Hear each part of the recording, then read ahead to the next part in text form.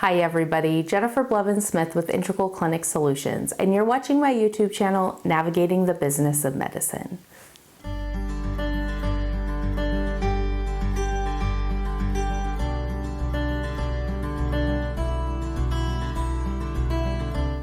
Today I want to talk about your computers and other devices in the practice.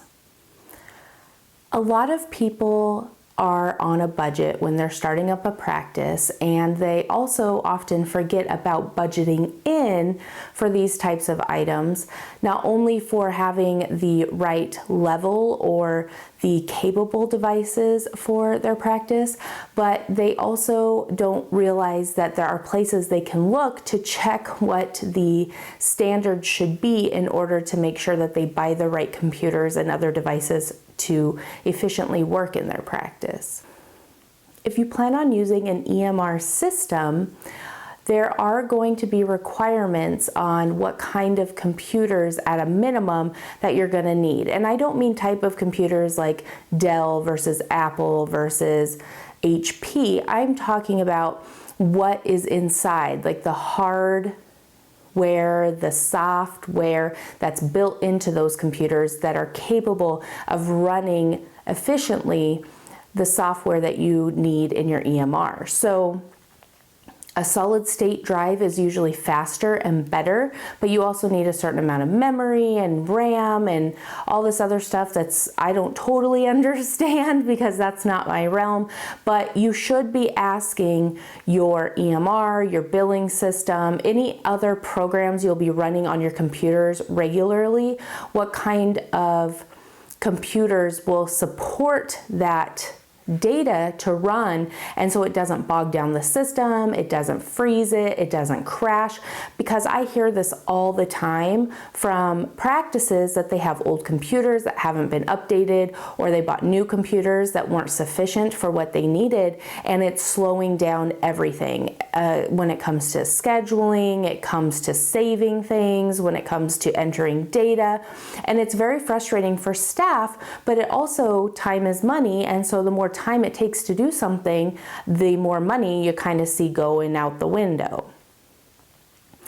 We all know that computers are outdated so fast, it's ridiculous. And we also know that it's a necessary evil in our practices, because if you're going to be using an EMR system, you do need computers to do it. So you want to make sure, even though it's a lot of money up front, that you're buying the best for your money and that it will make sure that your workflow's efficiencies can be carried out as you expect.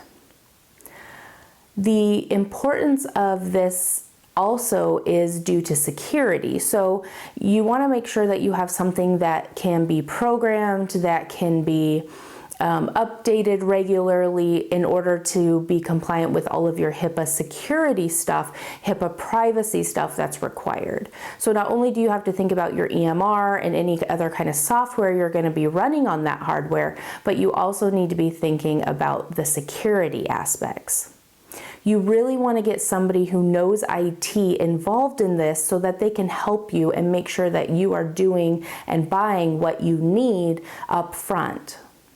Now, if you're an already operating practice, again, things get outdated so quickly that you want to make sure that you are buying devices that you can upgrade or update, but also check and see if you need to get new ones.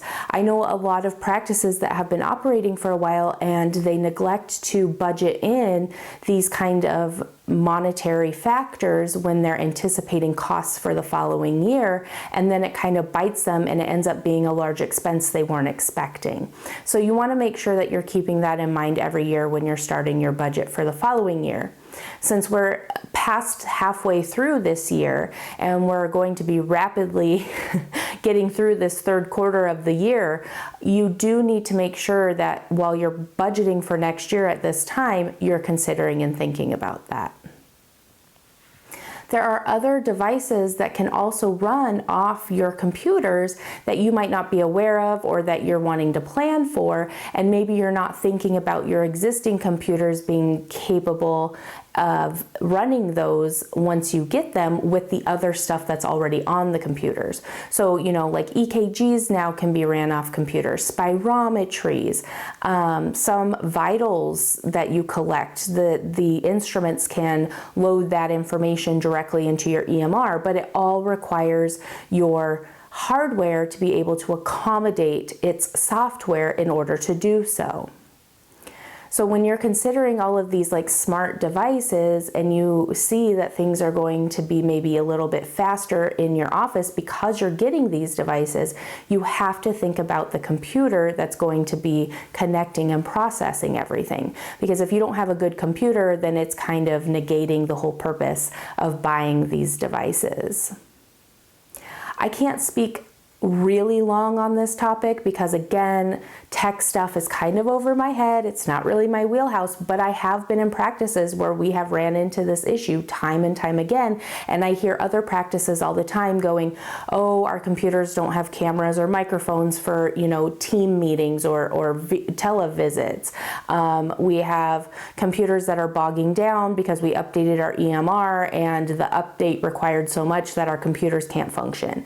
They keep, you know, failing, they keep freezing, and it's really frustrating, and it's all because of that computer and not having the right information, hardware, and amount of space for that, all of that data to process on that computer, and it's just too much. So I just don't want you to fall into that. Make sure you're thinking about this. If you're starting up a practice, that you're buying computers that will withstand, you know, some years and upgrades and be able to accommodate that without having to upgrade sooner. And if you're a continuing practice that's been open and operating, that you're anticipating having to upgrade or update those devices in your budgets for the following year, so it doesn't end up being a large expense you were not expecting.